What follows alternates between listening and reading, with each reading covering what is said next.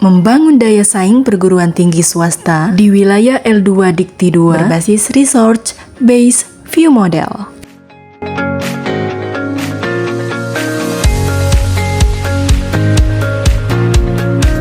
Dengan skema penelitian fundamental oleh Ketua Pandriyadi SE MSI, anggota Dr. Titin Vegirawati SE MSI AKCA, dan Asma Mario SEMM.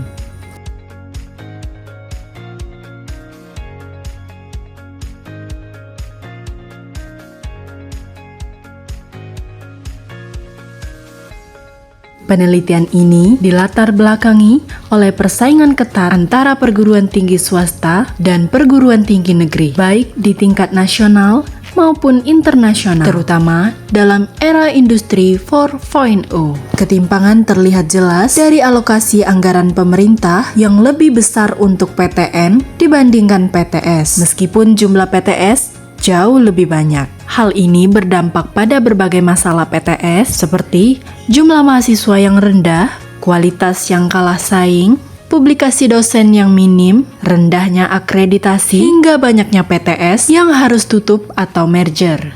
Di wilayah L2 Dikti 2, yakni Sumatera Selatan, Lampung, Bengkulu, dan Bangka Belitung, situasi ini diperburuk oleh minat calon mahasiswa yang menurun dan banyaknya PTS yang beresiko ditutup. Untuk meningkatkan daya saing PTS, diperlukan pendekatan strategis yang memanfaatkan intangible asset seperti entrepreneurship dan intellectual capital melalui modal research based view yang diintegrasikan dengan konsep pemasaran melalui variabel seperti entrepreneurial orientation, uniqueness of service, market orientation, dan learning orientation.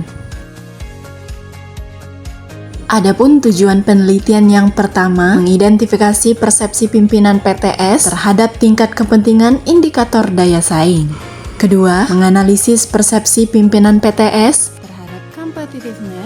terhadap competitiveness, performance, market orientations, learning orientation, uniqueness of service, dan entrepreneurial orientation. Ketiga, menguji pengaruh implementasi, market orientation, learning orientation, uniqueness of service, dan entrepreneurial orientation terhadap performance dan daya saing PTS. Keempat, mengidentifikasi faktor dominan yang mempengaruhi daya saing PTS dan hubungan antar faktor dalam model penelitian.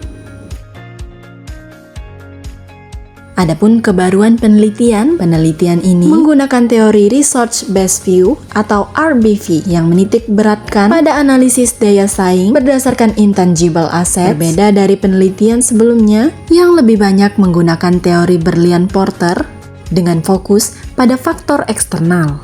Penelitian ini menawarkan analisis yang lebih integratif, mencakup keterkaitan 6 faktor: market orientations, learning orientations, entrepreneurial orientations, uniqueness of service, performance, competitiveness, dengan cakupan wilayah yang luas, yaitu PTS di L2 Dikti 2 meliputi Sumatera Selatan, Lampung, Bengkulu, dan Bangka Belitung. Bukan hanya satu perguruan tinggi seperti penelitian sebelumnya. Penelitian ini memperkenalkan variabel uniqueness of service sebagai salah satu penentu daya saing perguruan tinggi. Variabel ini belum banyak dibahas dalam penelitian sebelumnya yang umumnya lebih berfokus pada keunikan produk. Distribusi responden berdasarkan jenis kelamin. Dapat diketahui bahwa sebagian besar responden berjenis kelamin perempuan, yaitu sebanyak 113 orang atau 55,67%, sedangkan responden laki-laki sebanyak 90 orang atau 44,33%.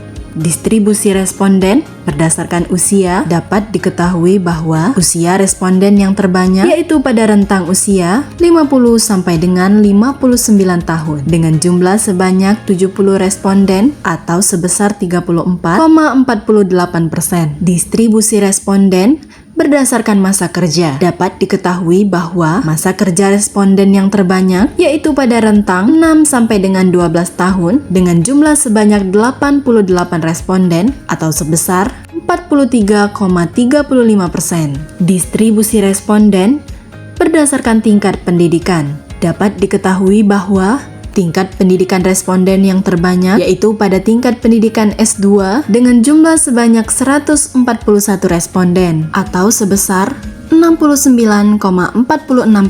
Distribusi responden berdasarkan jabatan akademik dapat diketahui bahwa jabatan akademik responden yang terbanyak yaitu pada jabatan lektor yang mencapai sebanyak 133 responden atau sebesar 65,52%. Distribusi responden berdasarkan lokasi dapat diketahui bahwa lokasi responden terbanyak adalah pada perguruan tinggi di Sumatera Selatan yang mencapai 102 orang atau sebanyak 50,25%. Sehingga didapatkan hasil penelitian yaitu yang pertama, pengujian menunjukkan bahwa entrepreneurial orientation berpengaruh signifikan terhadap learning orientation. Yang kedua, pengujian menunjukkan bahwa entrepreneurial orientation berpengaruh signifikan terhadap market orientations. Yang ketiga, pengujian menunjukkan bahwa learning orientations berpengaruh signifikan terhadap market orientations. Yang keempat,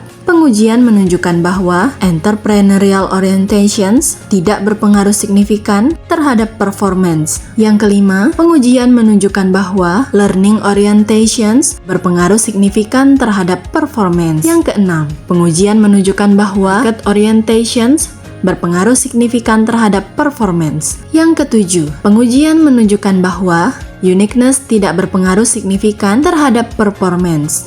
Kedelapan, pengujian menunjukkan bahwa uniqueness berpengaruh signifikan terhadap competitiveness.